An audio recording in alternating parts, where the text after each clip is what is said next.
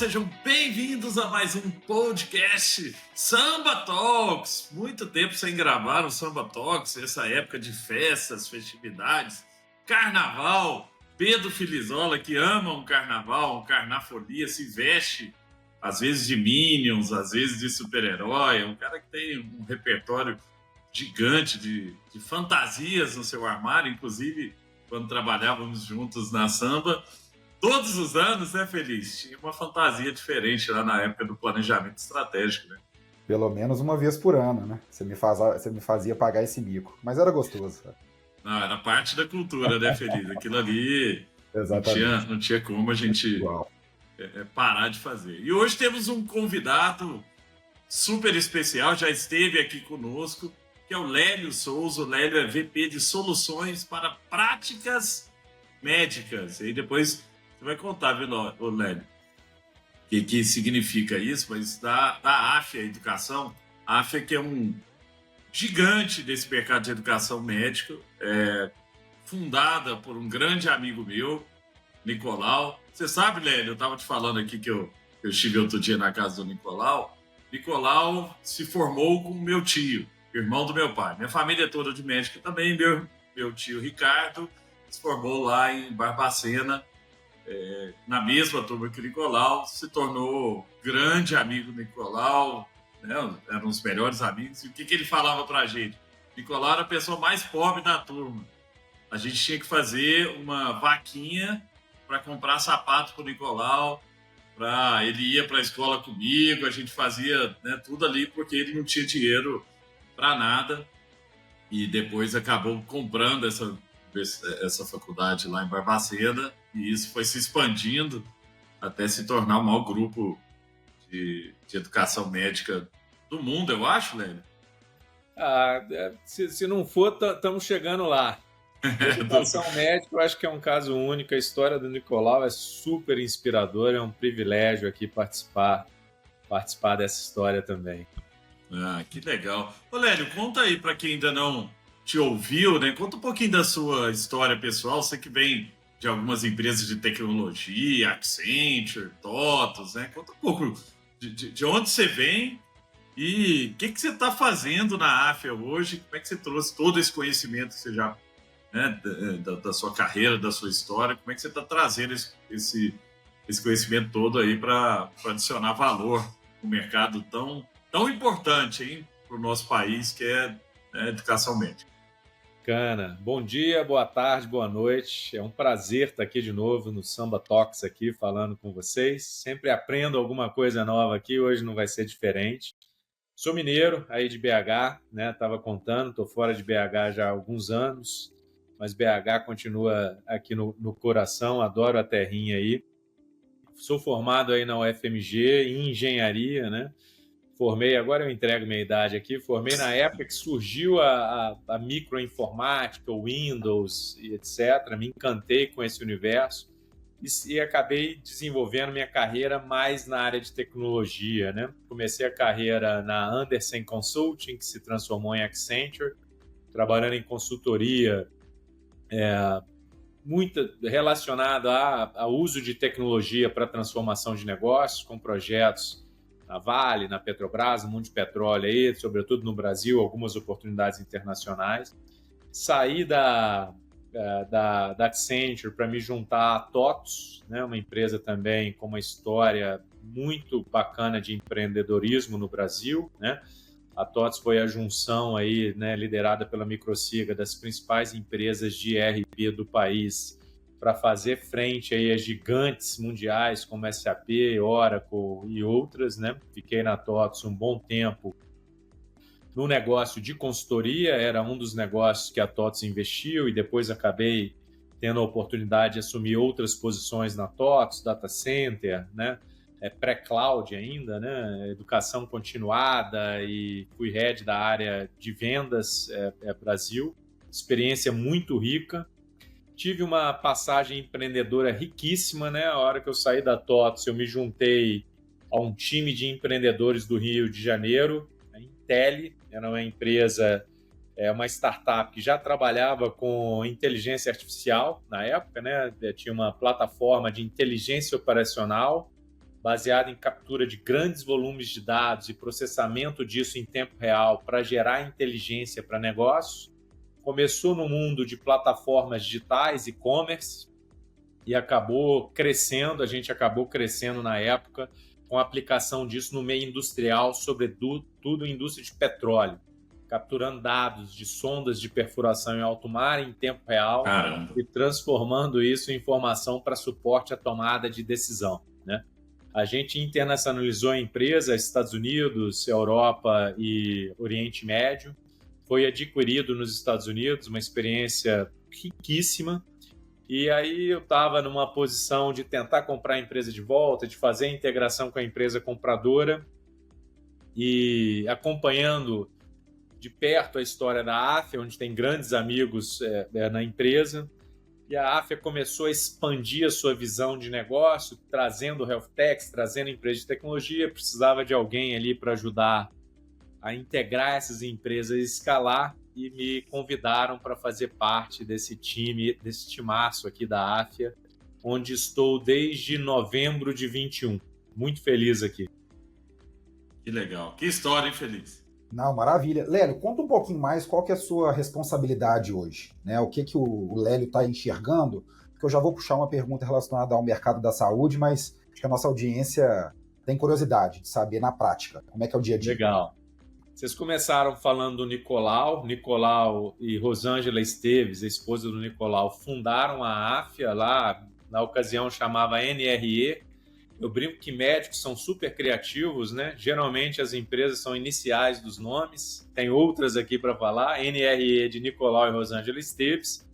Né? Você mencionou lá a Barbacena. Em 99 eles começaram a ter um negócio de faculdade, né, focaram em medicina, foram crescendo, ganhando maturidade, trouxeram um fundo de private equity, se não me engano, em 2016, era o Bozano Educação, né, que se transformou em Crescera, do nosso ex-ministro, aí na ocasião não era ministro, Paulo Guedes, que tinha ali uma tese muito focada em educação e tecnologia como um vetor de diferenciação de educação. Profissionalizou a gestão, né? Trouxe os executivos que hoje lideram a Afya, Virgílio e outros executivos de mercado, e acelerou o crescimento, né? Por meio de aquisição, lembrando que medicina é um mercado regulado, né? Não se decide criar uma faculdade de medicina e se cria, né? É um edital do governo, geralmente, hoje é o Mais Médicos. É um projeto, é uma estrutura muito bacana no papel, né? De se levar a medicina, junto com a infraestrutura de medicina, onde o país mais precisa de médicos. A gente mora num país continental, às vezes a gente fica aqui na nossa visão aqui de grandes centros, né? São Paulo, Rio, BH, Curitiba, Salvador, mas o Brasil é um mundo e muito desigual, né? Então, foi crescendo por aquisição, por editais do governo, e essa gestão nova, junto com o fundo, ampliou a visão. Ora, o médico é um dos profissionais que mais é demandado continuar a sua capacitação ao longo da sua jornada profissional. Vamos atender este médico também após a graduação, né? Oferecendo a ele educação continuada, por meio de preparatórios para residência, para títulos de especialização. Na ocasião, o fundo também tinha a Medcel como uma investida, que era uma empresa inovadora na oferta de preparatório para residência e títulos de especialização por meio de plataforma tecnológica. Combinou-se esses negócios em 2019 e foi ao mercado abrir capital, lá em Nasdaq, para já capturar um investidor, capturar todo o investidor de empresas de tecnologia que é mais forte em Nasdaq ainda do que Bovespa. Acredito muito no nosso país aqui como um expoente aqui em tecnologia, mas abriu esse capital lá, a empresa bem capitalizada, 2019, injeção primária de capital, foi ao mercado, comprou pós-graduação e tinha então graduação e educação continuada para os médicos. Mas tinha uma vontade de estar mais presente na vida do médico, né? A educação continuada, a gente costuma falar aqui que é um relacionamento mais discreto, O médico vem aqui, consome uma preparação de residência, depois ele vai trabalhar, depois de um ano e meio ele volta para fazer uma especialização, consome uma pós-graduação, depois fica 2 anos sem relacionamento conosco, volta para consumir uma subespecialização, e a gente queria estar presente na vida dele todo dia, né? Mesmo o relacionamento que a gente tem na graduação, que é intenso, é diário, quando ele se torna médico, eu quero estar todo dia na vida dele. Como é que eu vou fazer isso? Eu vou fazer isso ofertando a este profissional soluções digitais para suportar a prática médica, né? Então desenhou-se uma tese lá em 2019 com algumas soluções inovadoras, algumas ainda em fase de teste de mercado, vamos chamar assim. Telemedicina, ora era proibida, ora era futuro, não era presente. E aconteceu um evento mundial que a gente não vai esquecer jamais, de sofrimento, mas também sofrimento e transformacional, que foi a pandemia 2020, que acelerou muita coisa. Inclusive, as tecnologias do futuro, como telemedicina, elas passaram a ser a forma de se fazer medicina naquele momento, né? Médicos e a população isolada, médicos na linha de frente aqui, a forma de se atender muita gente era via telemedicina e aflorou-se nesse momento aqui tecnologias digitais para o médico. A AFIA é bem capitalizada ainda do IPO, com uma tese super consistente de investimento em soluções digitais, foi ao mercado e comprou as melhores health techs que ela conseguiu, que nós conseguimos comprar na ocasião. Foram 12 health techs contando com a Medcell, né? A gente trouxe PebMed, falei aqui da criatividade dos médicos, PEB de Pedro, Eduardo e Bruno, 3 médicos, fundaram o Whitebook, que é uma solução líder de mercado em suporte a tomada de decisão clínica, iClinic, Shosp, Medicinai, Glic, ClickPharma, RX Pro. A gente foi ao mercado fazer compras aqui de health techs, né? E temos um ecossistema de soluções digitais. O que eu cuido aqui hoje? Eu cuido dessa unidade de negócio. Nós temos 3 unidades de negócio. Uma é a graduação, são 37 unidades espalhadas pelo Brasil, 32 delas com medicina, mais de 20 mil médicos formados desde 1999, quando a gente começou. Hoje são quase 3.600 vagas de medicina. Maior grupo privado de medicina no Brasil, né? Muito foco em qualidade, né? Nossas medicinas aqui, a gente está buscando sempre a nota máxima, que é 5. Qualidade é um diferencial. Segunda unidade de negócio, educação continuada, onde a gente tem desde a parte mais física, são 20 unidades no Brasil, sala de aula e prática. A gente acredita muito na medicina com prática, médico colocando a mão na massa ali na pós-graduação, e uma plataforma de lifelong learning, né? Com conteúdo para os médicos, preparatório para residência, para títulos, hard skills e soft skills para médico, como gerir um consultório, como gerir suas finanças, né? E a terceira unidade de negócio, que é a que eu tomo conta aqui, que é soluções para práticas médicas que tem um ecossistema de soluções digitais para suportar a rotina diária do médico, né? É o que eu tomo conta aqui. Hoje, 1 a cada 3 médicos estudantes de medicina usa alguma das nossas soluções. Excelente. Né? Parar um pouquinho aqui para respirar, mas é o que eu tomo conta aqui na AFIA. Lélio. Cara, assim, sem sombra de dúvidas, ficou super claro que a AFIA é uma referência para todos nós quando a gente fala de um mercado que representa 10% do PIB, que é a saúde. Eu aprendi a gostar desse mercado porque eu trabalhei 3 anos na Doctoralia e porque eu posso falar com propriedade também, né? Assim como o Gustavo, eu sou de família de médicos. Meu pai é psiquiatra, minha mãe é psicóloga, inclusive mandar um abraço para os dois. E uma coisa que eu acabei vendo, Lélio, durante a minha jornada foi uma mudança muito clara do comportamento do paciente. Porque no final das contas, acredito que você vai concordar comigo, toda a parte de educação, ela visa preparar o médico para melhor atender a dor, para melhor atender uma pessoa, um paciente. E a gente tem visto, né, e eu vi isso, realmente vivi isso na pele, de que o paciente ele tem cada vez mais transformado o seu comportamento. Por quê? É a mesma pessoa que, fora do ambiente de saúde, ele pede comida por delivery, pelo aplicativo, ele pede uma corrida pelo aplicativo, ele avalia um hotel, ele escolhe também os hotéis por avaliações. Então é completamente uma pessoa digitalizada. E a gente vê que, de certa forma, os médicos eles estão precisando cada vez mais acompanhar essa mudança do comportamento para poder se atualizar e para poder melhor atender esse paciente que é digital. Como que a AFIA tem visto essa mudança de comportamento na ótica mesmo do paciente? E como você, como uma pessoa que tem olhado para as tecnologias, tem ajudado, primeiro, a munir, né, como você falou, os médicos de ferramentas para poder se inserir nesse contexto e também para desaguar essa mentalidade, esses conceitos para a parte de graduação, de ensino? Ótimo ponto, né? É o paciente mudando e é o médico mudando também, né? As novas gerações. Eu acho que é um fenômeno social, né? Da gente estar hiperconectado com muita informação, né? Cada vez mais informação.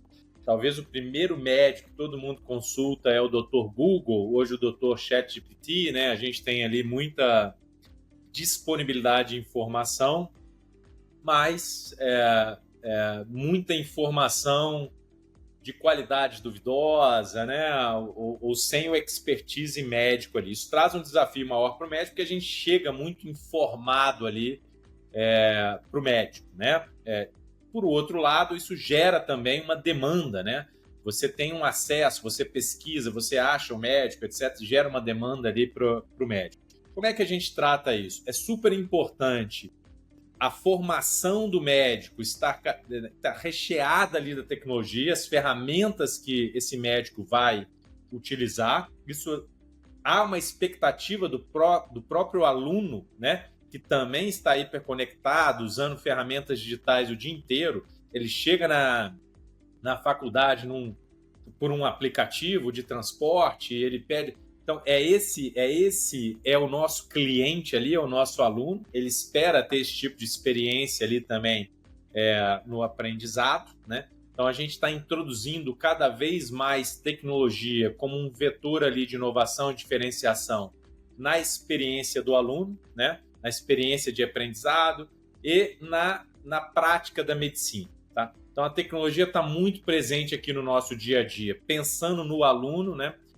O suporte a esse aluno, a central de atendimento, a personalização do ensino, o suporte ao professor, né? O professor está mais instrumentalizado com tecnologia para oferecer um aprendizado diferenciado ali para o médico e para o médico propriamente dito. Ferramenta de suporte à tomada de decisão, focando mais assertividade e produtividade com o médico. Agora, talvez um elemento super importante, isso tudo no final do dia, para quê? Para o médico ter mais tempo de qualidade para ter o olho no olho com o paciente, né? Eu acho que isso a gente não vai perder, isso está se tornando cada vez mais importante, né? O paciente quer esse tato, ele quer esse cuidado, ele precisa desse cuidado, e o médico ele tem essa sensibilidade de que o diferencial no atendimento dele muitas vezes é a forma como ele vai tratar o paciente, né? É o tratamento humano ali, o contato humano com o paciente. Mas isso está muito presente no nosso dia a dia aqui, a tecnologia, e todo dia tem uma tecnologia nova, né? Todo dia a gente está sendo desafiado aqui em inovar ali em pró da aprendizagem do médico e da produtividade e assertividade na prática médica. Lélio, muito legal isso, e aí vem exatamente aí uma pergunta que vai conectar com um pouco do que você está trazendo, né? Eu acho que a gente está enfrentando uma tempestade perfeita. Tem 4 coisas grandes acontecendo e rapidamente, e essas coisas juntas fazem com que a gente tenha uma tempestade que vai impactar todos os mercados, mas muito também no mercado da medicina. Primeiro, inteligência artificial evoluindo numa velocidade muito, muito rápida. Realmente é exponencial, né? Cada evolução ali do ChatGPT e dos demais tem bilhões e bilhões de informações, né? Outro dia eu vi um número que eu acho que hoje o ChatGPT acho que é 10 mil vezes mais inteligente do que a média dos humanos, né? E isso daqui a pouco vai dar 1 bilhão de vezes mais inteligente. Isso para todo mundo vai ser um impacto. Segunda coisa é a robótica. Eu tenho um fundo chamado Mergus Ventures, que só investe em coisas disruptivas. Uma das empresas que a gente investiu agora nos Estados Unidos é de robótica para, né, são 2 caras saíram da Apple e estão montaram um robô para trabalhar em casa. Esses robôs para fazer o trabalho do seu dia a dia ali. O americano tem menos isso que a gente, né? Aqui é difícil o cara ter alguém para cortar a grama, para pintar a parede, para não sei o quê. Esse robô, teoricamente, vai fazer muito dessas tarefas, né, do dia a dia. Então a robótica está ficando barata. A Tesla, daqui a pouco a gente vai ter um robô da Tesla de $5 mil em casa que faz muita coisa. E mais 2 outras coisas que são poderosas, né? Primeiro, altíssima conectividade. A gente está caminhando agora para o 6G e computação, computação quântica principalmente, trazendo outras possibilidades de análise, principalmente para a parte biomédica. Aí você tem muito mais poder computacional para fazer análise. Mas o que é o ponto? Né? O ponto é que tudo isso junto, você vai poder ter um robô fazendo cirurgia baseado em conhecimento que vem do mundo inteiro, de várias pesquisas, de vários lugares, e esse robô ali, e o médico do lado. Porque eu acho que o médico, a figura do médico vai demorar, né? Outras profissões tendem a acabar primeiro, mas a figura do médico não, porque você tem que ter alguém precisa ser responsável também pelas decisões. Porque depois não dá para falar, poxa, a máquina fez um negócio que não era para fazer, poxa, a máquina errou e fica por isso, né? O médico hoje ele é responsável pelas suas indicações, pelos caminhos que ele dita. Mas como é que vai ser esse caminho lado a lado médico e máquina, entendendo que cada um tem o seu valor, mas que também você não pode simplesmente ignorar, né? Falar, não, o mundo vai continuar igualzinho, não preciso usar robô, não preciso ter mais, não preciso usar inteligência artificial. Como é que vocês têm preparado o médico, e você principalmente, né, com esse ecossistema em volta, como é que vocês têm educado o médico, que não foi educado assim? Meu pai é formado na UNB, meu irmão é formado em Uberaba, e todos eles são formados em medicina, mas ninguém foi formado em tecnologia, ninguém foi formado para usar inteligência artificial, ninguém foi formado para olhar para a robótica. Então, como é que vocês têm preparado o médico para esse mundo, para ele extrair o que tem de melhor na tecnologia e, ao mesmo tempo, não se sentir totalmente ameaçado, né? Porque algum tipo de ameaça vai existir em todas as profissões. Eu queria ter a sua visão, Lélio, porque você que está próximo aí do médico, né, na ponta, ligando aí com a pergunta do Feliz, que tem muito a ver com o paciente, eu queria entender como é que o médico está vendo essa revolução e como é que vocês estão preparando esse médico também. Ótimo ponto, acho que você comentou coisas importantes aqui, né? E parênteses, conheço a Mergus aí, conheço o Léo Cruz lá, acho que estão fazendo... Boa, Léo é meu sócio. Trabalho... Tem que entrar de sócio lá, hein? Falei com o Nicolau também. Não conheço a turma lá. Tem uma das investidas aí do Alexandre Zaramella, conheço bem. Super parabéns aí pelo trabalho que vocês estão fazendo. Mas ótimo ponto que você trouxe, e eu gosto de usar algumas coisas que você falou aqui, né? A gente fala de inteligência artificial desde 1950 até um pouquinho antes, né? Começou-se a trabalhar com isso, etc.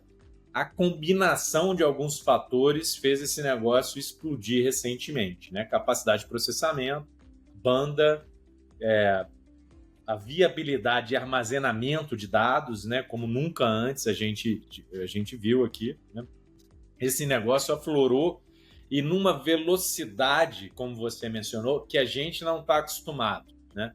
Quando a internet surgiu, demorou, 20 anos para esse negócio ganhar mercado, popularidade. Isso dá tempo da gente discutir, fazer negócio, quebrar, fazer outro, não sei o quê, e da gente absorver. Celular, idem, né? Surge, foi mais rápido, rede social, idem. Inteligência artificial, 2 anos atrás, surgiu o ChatGPT, é o que você falou, hoje o negócio já explodiu, está numa velocidade que a gente não está acostumado. E isso é que traz, talvez, algumas disrupções aqui no meio do caminho aqui para a gente poder absorver, né? Inclusive, em legislação para isso, né? Você citou aqui quem é o responsável, né? Se eu tenho um robô operando ou um carro autônomo e isso causa um acidente, quem é o responsável por isso? Qual o compliance disso? São coisas que a gente discute há muito tempo, desde a época que eu trabalhava lá com petróleo. Eu vou ter uma sonda autônoma? É possível, mas quem é responsável se isso causa um acidente, né? Opa, peraí, o robô, você pode até prender ele, mas e aí? Né? Essas são discussões éticas que eu acho que a gente vai passar por muitas discussões desse tipo aqui, e com um tempo que é nosso, nesse ponto aqui, nosso inimigo. O Brasil está discutindo legislação de AI aqui, mas numa velocidade que não tem acompanhado a tecnologia. O médico, eu acho que de forma geral, a gente escuta muito médico assustado, né, de ser substituído, né? Algumas coisas serão substituídas, né? Processamento de imagem faz sentido ali, né? Isso vai ser substituído porque a tecnologia é melhor do que a gente nisso, né? Mas eu gosto de pensar já há algum tempo, desde a época de Intel, em AI como Augmented Intelligence ao invés de Artificial Intelligence, né? Como inteligência aumentada, né? Isso é para a gente um ferramental a mais nas nossas mãos para a execução daquilo que a gente se propõe a executar. Qualquer profissão. O médico não é diferente, né? O médico tem um super ferramental na mão dele, né? Que não substitui o que a gente acabou de falar ali, o contato humano, a sensibilidade, às vezes uma palavra, a forma como o médico coloca ali, muda a reação da pessoa, né? E ela briga ali com aquela situação com mais vontade, e isso faz diferença, né? Esse lado está cada vez mais importante, a gente tem dado mais importância para isso. Um bot poderia fazer? Também poderia chegar nesse ponto ali de ser um incentivo ali, né? Algumas pesquisas mostram pacientes preferindo conversar com o bot do que com o médico. Mas isso está num contexto ali definido. O médico vai perceber coisas que estão fora do contexto que o bot não necessariamente vai, né? É essa sensibilidade. O que a gente está preparando é preparando o médico para usar essas ferramentas. Então, a gente fez aqui o primeiro curso de AI de médico para médico. Então, médicos estudiosos de inteligência artificial, junto com a Microsoft, a gente trouxe um parceiro, desenhou-se um curso na linguagem do médico para ensinar o médico a usar isso como ferramenta. Como é que isso aqui vai afetar o seu dia a dia? O que já dá para confiar hoje? Se a gente for planejar uma viagem aqui e o bot alucinar, a gente vai dar risada aqui e ok. Poxa, se eu estou usando isso aqui para um suporte a uma decisão com o paciente, eu não tenho espaço para alucinar, né? A qualidade do conteúdo que esse bot está consumindo para me oferecer alguma coisa já processada, sintetizada, que vai me ajudar, tem que ser de altíssimo nível, porque ele não pode alucinar, né? Então, são desafios que a gente tem, né? E desmistificar, né? A gente está desmistificando a tecnologia, né? A gente escuta, esse aqui é o filme lá do Exterminador do Futuro. Não é, né? Vamos baixar a bola, não é, isso aqui não tem vontade própria, ainda não, etc. Isso é um suporte para a sua tomada de decisão, né? Eu quando surgiu o Excel, fazendo um paralelo, eu tinha uma pessoa que trabalhava comigo e uma vez eu notei que ele tinha uma calculadora, um HP 12C do lado da mesa ali. E eu fiquei observando essa pessoa e a pessoa usava a calculadora e digitava o número no Excel. Eu falei, meu amigo, você não precisa mais da calculadora. O Excel, ele faz isso para você. Só você aprender aqui, assim, não confio ainda no Excel, né? Não confio. Isso. Eu prefiro usar minha calculadora, etc. Até depois todo mundo aprendeu a usar o Excel ali, etc. E esse negócio deixou de fazer sentido. Mas é desmistificar, né? Não dá para comparar o tipo de transformação que é uma AI, um Generative AI, com o que foi o Excel, né? Que ainda é o melhor ERP, né? Todo mundo usa, né? Uhum. Mas AI é outra magnitude de transformação, mas é desmistificar, é começar a posicionar isso como ferramenta, né? A gente usa isso como meio nos nossos produtos, AI, então estou usando isso, mas não como fim. O médico às vezes nem sabe, ele está usando AI, ele nem sabe ali exatamente que tem um motorzinho de AI oferecendo alguma coisa melhor para ele ali na ponta, né? Prever o que vai acontecer, honestamente, imprevisível, né? A gente tem que estar com a cabeça muito aberta para mudar, porque vai mudar, né? Vai ter uma tecnologia daqui a 1-2 semanas que vai bagunçar um pouco a nossa cabeça. O que você falou, robótica está barato, isso vai transformar. Vou dar um exemplo para vocês aqui, bobo, mas que muda. Como é que o médico fazia no passado para aprender? Cadáver. Você tinha que ter um cadáver ali para ele praticar. A gente tem escassez de cadáver. Como é que eu faço? Poxa, hoje a gente tem um atlas humano 3D virtual. Você pode pôr, inclusive, um óculos, realidade aumentada. Isso é tecnologia aplicada, expandindo a capacidade de aprendizado ali do médico, tirando uma restrição de um recurso que é finito ali e etc., né, que é o cadáver. Ele nem sabe o que está por trás ali necessariamente, mas é a tecnologia em benefício ali da experiência de aprendizagem, né? É a mesma coisa ali com a robótica, ele usando a robótica ali para operar, às vezes à distância, né? Uma cirurgia mais simples e com as ferramentas que virão pela frente aí. Algumas tarefas serão substituídas naturalmente, a gente não precisa ter medo disso, né? Beleza, antes de você entrar aí, eu concordo, viu, Lélio? E tem um ponto também que eu acho que é muito importante. Eu tenho falado isso, inclusive, para os meus filhos, que são pequenos ainda. Que mais importante, nessa história toda, o que a gente mais precisa ter é repertório para saber fazer perguntas. Porque o problema de perguntar para o Google é que geralmente as perguntas não são tão inteligentes. Né? E o médico, por ter repertório, ele pode trazer, por exemplo, para o ChatGPT uma pergunta mais densa. Meu pai faz isso, meu pai é hematologista. Outro dia ele estava lá, filho, como é que eu pergunto para ele isso aqui? Eu falei, não, pai, peraí, vamos fazer desse jeito, você tem que ter mais profundidade. Porque se você perguntar um negócio raso também, você tem que trazer um pouco do, tá acontecendo isso, isso e isso, os sintomas são esses, não sei o que, era um caso raro que ele tinha lá.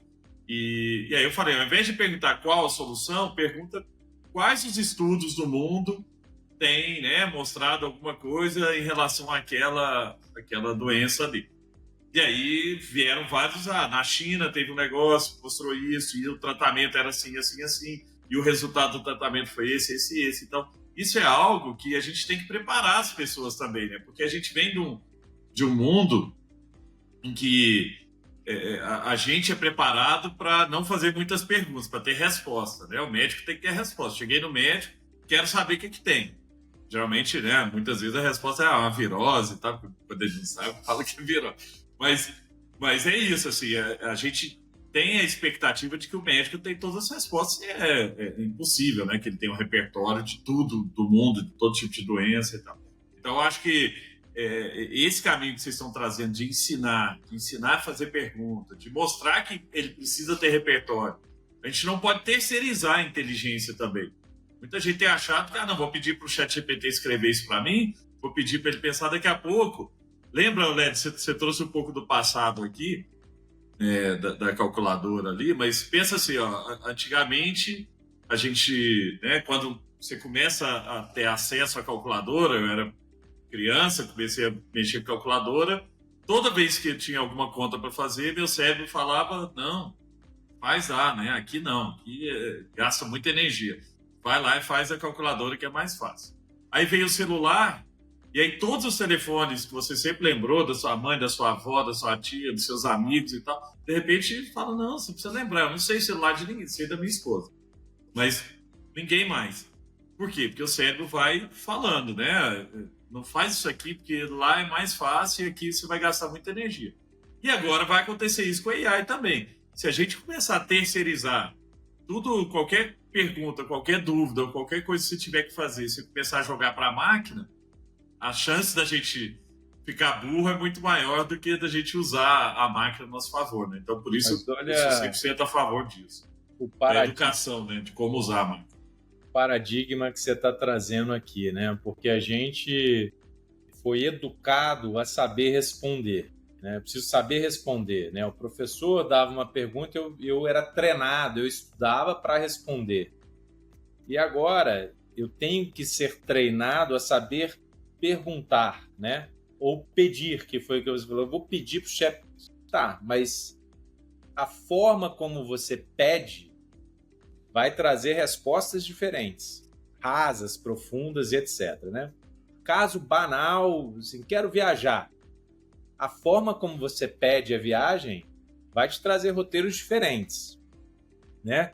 E aqui é outra capacidade cognitiva. Você tem que pensar para saber pedir, né? Você tem que pensar para saber perguntar.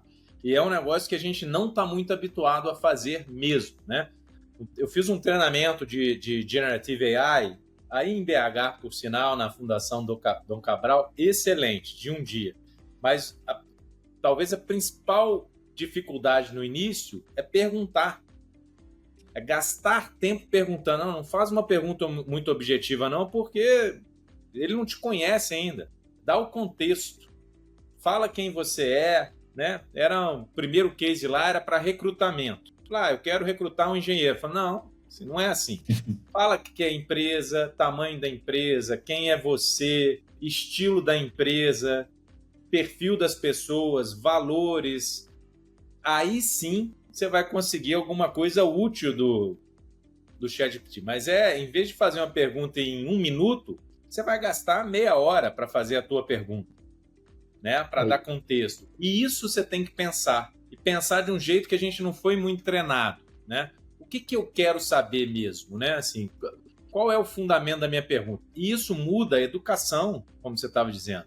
O professor, assim, o aluno, o paciente, qualquer um, o cidadão, ele está muito bem informado, né? Então, quem está ali na nossa frente educando, isso serve, você falou dos seus filhos, serve para criança, jardim de infância, ao graduando de medicina. Ele vai ter que saber perguntar para extrair dessa ferramenta ali um suporte à decisão que ele precisa tomar, né? E aqui tem, talvez, aí um desafio social enorme de uma desigualdade que a gente ainda tem. Está todo mundo hiperconectado. A gente tem mais celular hoje do que brasileiro, né? O brasileiro é altamente conectado. O brasileiro usa muito internet. O brasileiro deve ser o segundo país em tempo em rede social. É verdade. Mas a nosso capital intelectual ainda é um grande desafio, né? Para a gente saber extrair mais dessas ferramentas e, se possível, o meu sonho aqui era para a gente começar a produzir essas ferramentas, né? Ser uma nação produtora de tecnologia, né? De diferenciais tecnológicos. Isso é um grande desafio que a gente tem. Não, muito legal isso que vocês estão falando, pessoal, porque em 2024, né, vulgo ano passado, o dicionário Oxford elegeu o brain rot, que é isso, o empodrecimento do cérebro como a palavra do ano, que é justamente isso, né? Você deixar de pensar para fazer ações que antigamente você fazia, e junto com isso também o consumo de conteúdos totalmente superficiais, né? Que é aquele vício por dopamina que não te agrega em nada. Mas é legal isso que a gente está falando aqui no final das contas, que você tem que realmente aprender a mexer naquilo, né? Não é simplesmente falar de inteligência artificial, de robótica, você tem que saber extrair o melhor daquilo, porque senão não vai te dar nenhum tipo de vantagem competitiva, operacional, para você fazer o que está fazendo. E eu queria puxar um ponto aqui, Lélio, que acho que combina tudo isso que nós estamos falando em relação à tecnologia, que é com testes, relação a testes. Por quê? Vocês, aí na AFIA, tiveram 2 tipos de crescimento, né? Um crescimento orgânico muito forte, mas também um crescimento por fusões e aquisições, para poder trazer tecnologia, para poder melhorar, no final das contas, essa jornada e a vida do médico.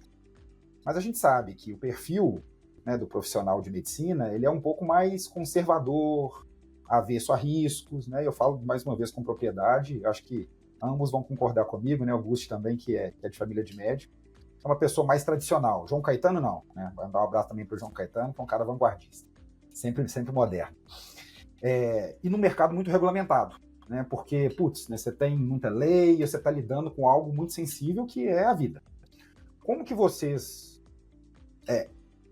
trazem isso para um processo, e se existe um processo mesmo de teste, para poder colocar um novo produto na grade acadêmica, um novo produto, como você falou, de IA, de médicos para médicos, ou uma nova tecnologia nessa jornada. Como que funciona isso? Conta para a gente, porque acho que não só eu, mas nossa audiência está bem curiosa.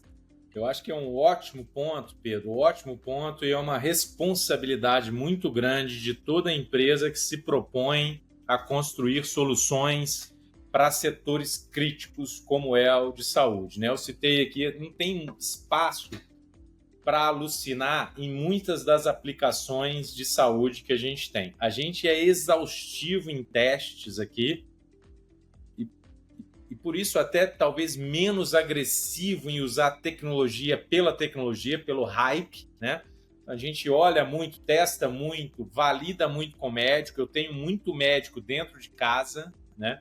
Conteudistas, médicos liderando times, médicos estruturando soluções e testando as soluções antes da gente disponibilizá-las no mercado, tá? Do ponto de vista aqui técnico, né? De qualidade da informação. Além de todos os testes aqui de escalabilidade dessas soluções, né? Tem um fator custo aqui que é super importante. A gente testa tecnologias diferentes, né? A gente fala muito de OpenAI, mas a gente olha um portfólio de soluções. A gente tem trabalhado aqui desenvolvido um conceito de guardrail ali para os modelos, né? E aprendendo no mercado. Eu preciso ter algum controle ali, alguma condição de contorno ali de onde eu não quero que a minha solução ultrapasse ali, para eu ter governança.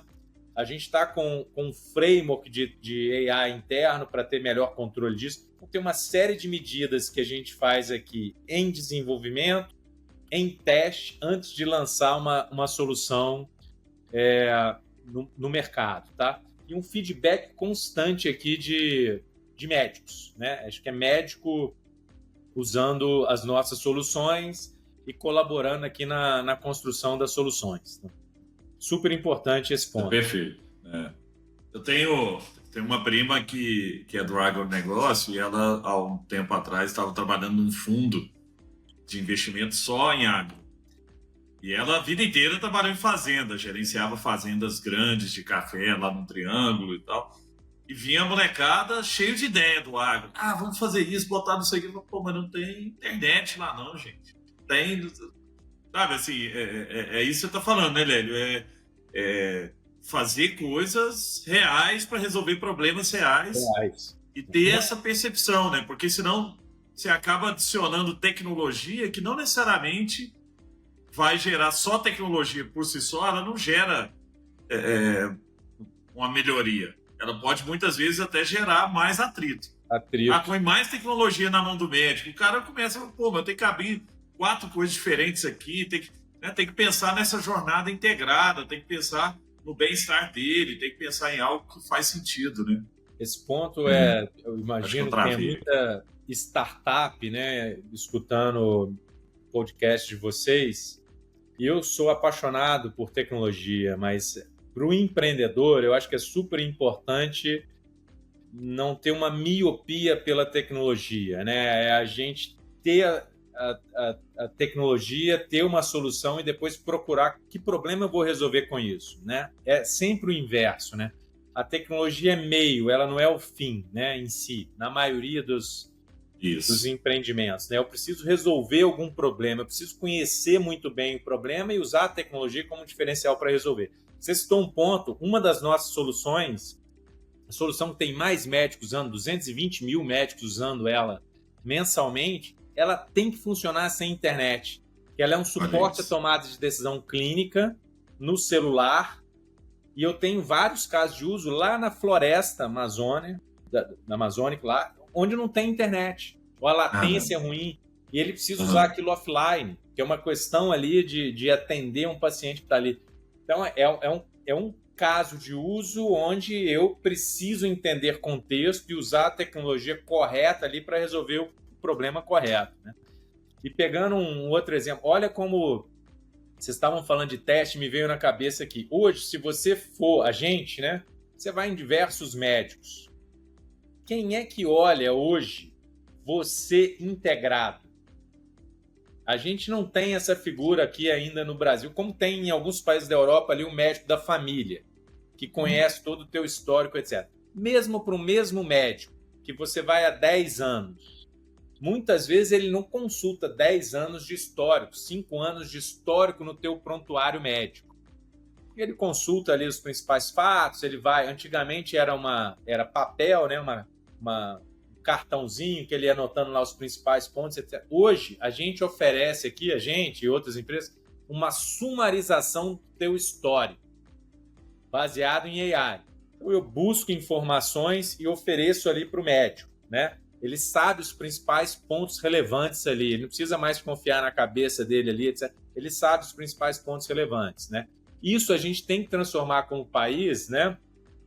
E o país está caminhando para isso, tá? O DataSUS é um negócio muito bacana, onde a gente tem ali informação, nós, como cidadão, tem informação do paciente toda centralizada, né? Se acontece um acidente com você e você tem uma alergia, alguém vai te socorrer, na melhor boa vontade ali, precisa ser uma emergência, e eventualmente não sabe que você tem uma alergia e te aplica ali o medicamento ao qual você é alérgico, você corre o risco de acontecer uma coisa muito grave, né? E a informação. Quem trabalha com tecnologia, cara, a informação, isso hoje está disponível, é barato ter isso, né? Razoavelmente. Fora o custo, né, Lélio? O custo da medicina, ele acaba sendo muito alto e ele tem ficado cada vez mais alto, porque você vai no médico e o cara te pede aquele tanto de exame. Aí você vai em outro, 6 meses depois, o cara te pede tudo de novo. Né? Então, assim, não tem um lugar onde... Poxa, não, peraí, deixa eu...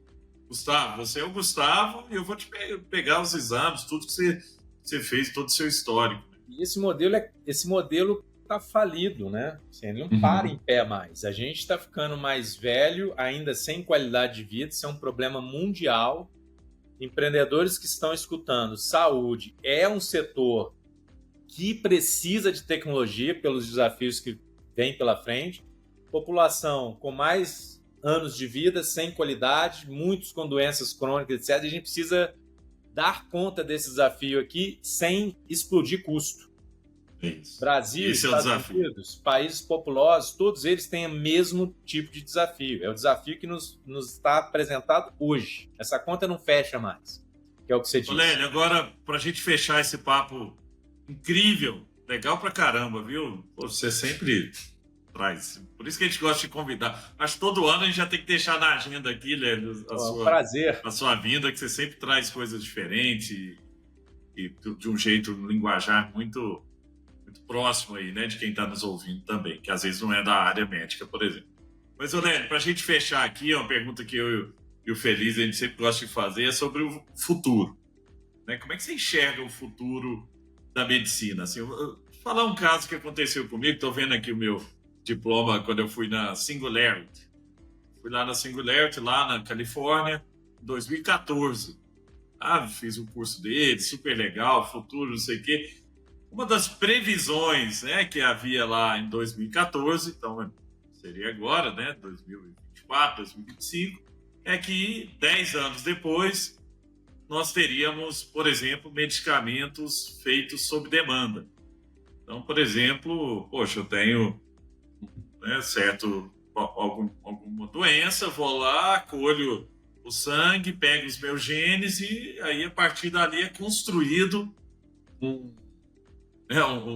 medicamento especificamente para a minha genética, né?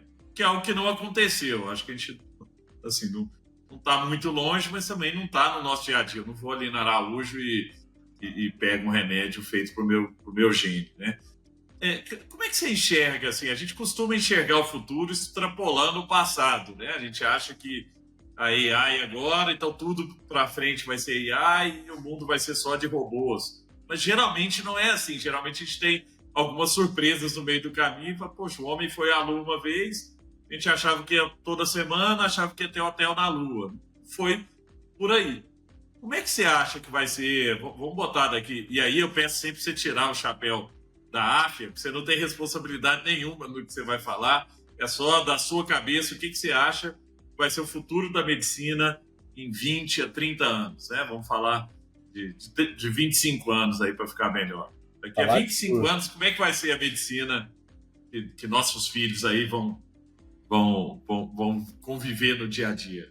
Falar de futuro hoje é gostoso, mas realmente é muitas incertezas pela velocidade com as coisas estão acontecendo, né? Mas isso que você trouxe para mim é uma tendência, ainda não é para amanhã, né? Que é a personalização de medicamentos, mas vou dar até um passinho atrás nessa linha aqui, tá? O que a gente viu acontecer na pandemia foi revolucionário em termos de desenvolvimento de vacina, revolucionário, né? Muito acelerado, com níveis de colaboração, eu acho que poderia ser maior, mas já houve níveis de colaboração e criou-se plataformas, né, de criação de vacinas numa velocidade muito diferente do que a gente estava acostumado. A gente começa a ver um surgimento de vacinas aqui mais intenso, né? Dengue, herpes e por aí vai. Pneumonia, já se fala em alguma coisa aqui de alguma coisinha de câncer, etc. Isso vai aumentar com a velocidade. Mas a maioria das pesquisas clínicas, se a gente pensar, os medicamentos que estão aí de prateleira mesmo, eles foram feitos, às vezes, com algum viés na pesquisa, né? População de alguns países, branca, essencialmente masculina, etc. Um pouco dos viés históricos. A gente hoje, com a quantidade de dados que a gente tem a oportunidade de começar, se não individualizada para o Caetano, mas entender diferenças populacionais importantes, e o Brasil tem um papel importante aqui pelo tamanho do país e pela nossa mistura de raças, né? Muito importante, né? As farmacêuticas, os laboratórios começam a olhar, né, para essas oportunidades de geração de pesquisa de dado de mundo real no desenvolvimento de novas medicações. Isso é importante, né? O passo seguinte talvez seja aí a personalização, como você está dizendo, onde eu vou ter um exame meu de DNA, de genoma, etc. Vou mapear ali as minhas doenças, né? E vou ter medicações específicas. A gente vai chegar lá, eu acredito nisso, mas vai demorar um pouquinho ainda, né? O demorar eu não vou me atrever aqui não, porque não são décadas mais, eu acho que são anos, mas a gente está nesse caminho. Lélio, uma dúvida, peraí, só pegar esse gancho aí. O desenvolvimento de vacinas e de remédio mesmo, ele levava muito tempo, porque você tem várias etapas a serem seguidas. Primeiro vai testar em camundongo, depois depois testa em pessoas, aí você tem um tempo, né? Assim, poxa, tem que testar por X anos. Eu lembro, né, pesquisa de HIV e tal, era um negócio assim, poxa, demora às vezes 20 anos para sair alguma inovação. Você acha que esse prazo também vai se reduzir muito por causa dos dados? Tem uma convicção que esse prazo já está sendo reduzido, né? Pela quantidade de dados que a gente tem, pelo espírito mais colaborativo das empresas, instituições, startups, universidades, vai ser reduzido. Tem uma convicção, né? De uso de dados de evidência real, e hoje eu consigo emular via AI qual será o comportamento de uma determinada medicação nessa amostra populacional ali simulado. E isso pode sem necessariamente precisar fazer, né? Não preciso colocar ninguém em risco, etc. Não preciso nem o animal em si, né, o camundongo. Eu posso ir para uma situação mais parecida com a real, digital twin, se a gente quiser chamar aqui, contextualizado, população com essa característica, população com aquela característica, assim, assado. Emular isso num ambiente computacional nunca vai ser igual ao dado real, mas eu consigo acelerar desenvolvimento de drogas. Eu tenho uma convicção nisso. O outro é dados, de fato, né? A gente tem muito mais dados hoje estruturados, de evidência real, disponível para ser trabalhado, né? Para a gente fazer pesquisa, né? E outras populações. Então, eu acho que a gente sim vai acelerar o desenvolvimento de drogas. Tem sempre a legislação que tem que ser correta, validar os testes clínicos, as evidências, para eu colocar isso no mercado. Mas a própria pandemia, para mim, ela foi uma prova numa necessidade real de que a gente é capaz de produzir uma vacina ali num tempo jamais imaginado antes, né? Ali eu tinha uma pressão social, né, uma necessidade, mas a tecnologia está aí, né? O passo foi dado, a gente subiu alguns degraus ali, eu consigo hoje usar essa mesma abordagem, essa mesma tecnologia, talvez somado com mais emulações aqui, mais simulações por meio de tecnologia, inteligência artificial, para fazer novas drogas. Léo, um ponto também, desculpa, cara, é porque esse assunto é legal demais e você traz ele de um jeito melhor ainda. Uma coisa que eu sempre também pensava, por exemplo, poxa, por que até hoje não tem a cura da diabetes, por exemplo? Poxa, mas o tratamento da diabetes, ele gera mais dinheiro para o laboratório do que a cura.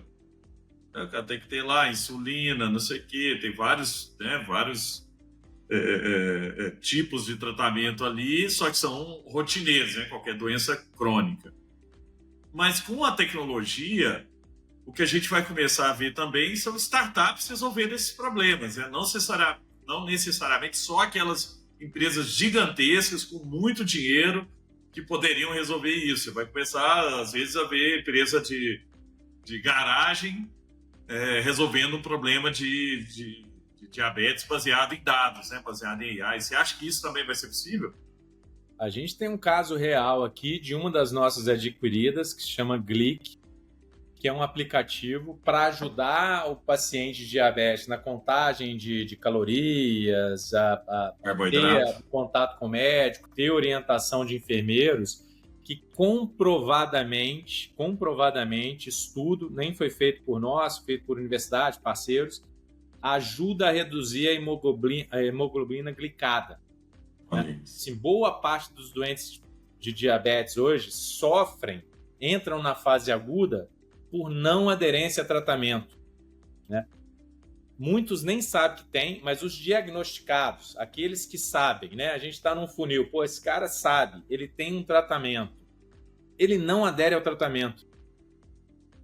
É chato, é difícil, mas hoje tem tecnologia para isso. Hoje tem tecnologia que te dá insulina, não uma injeção direta, mas você coloca um aparelhinho que vai te injetando aos poucos, né? Então, que é uma outra tendência, que eu acho que são os wearables, né? A gente vai aumentar enormemente a quantidade de wearables.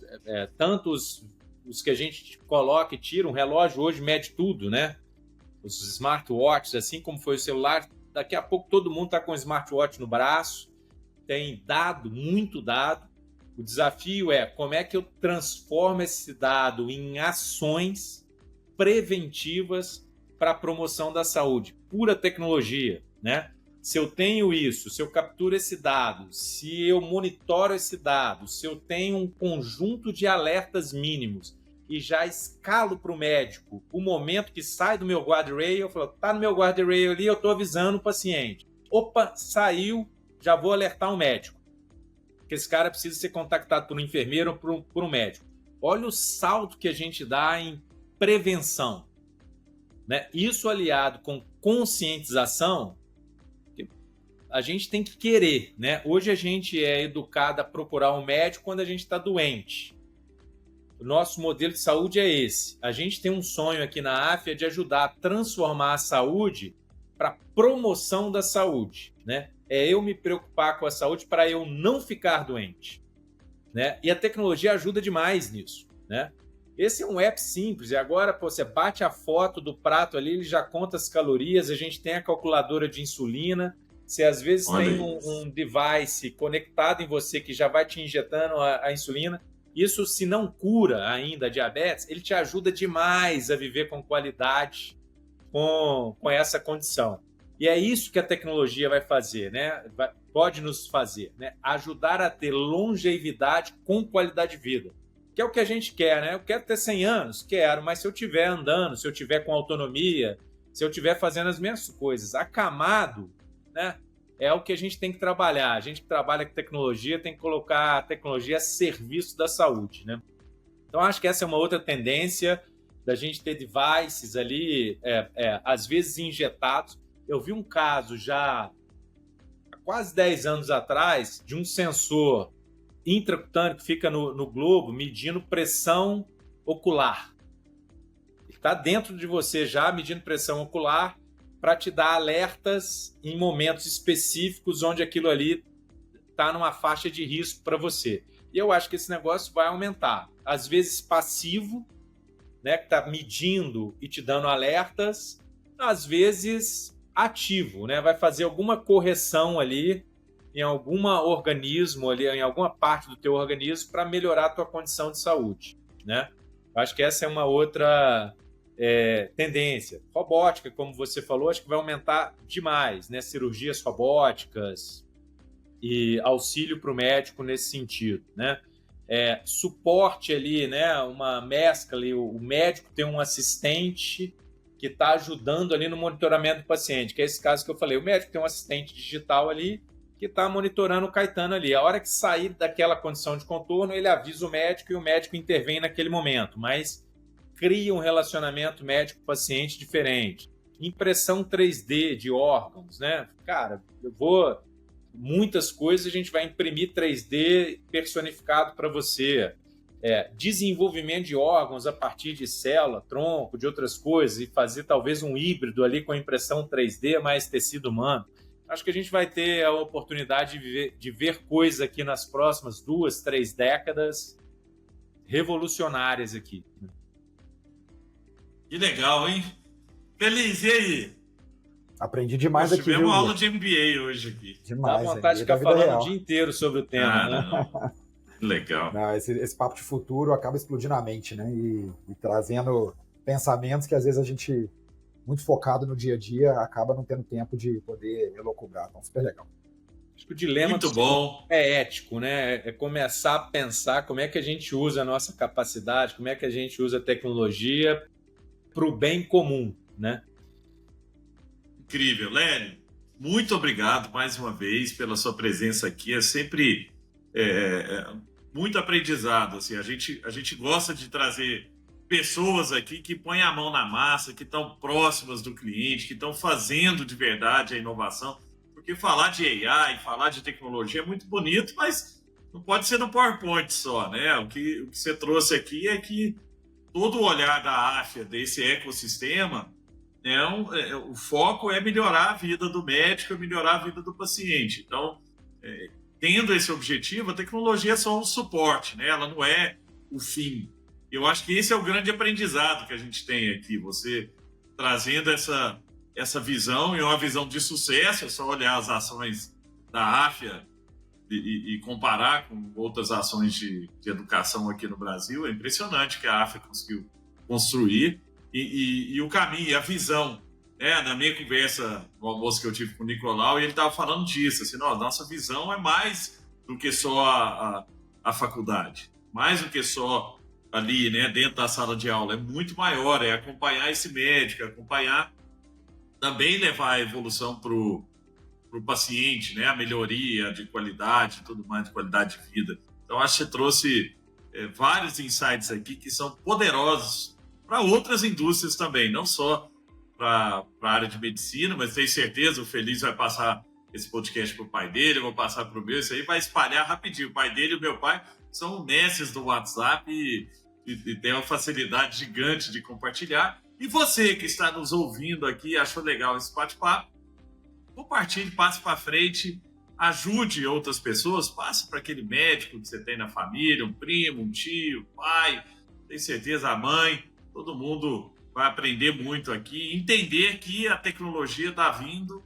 para nos empoderar, para aumentar a inteligência aumentada e não a inteligência artificial, como o Lélio trouxe aqui para a gente. Lélio, muito obrigado, adorei esse bate-papo.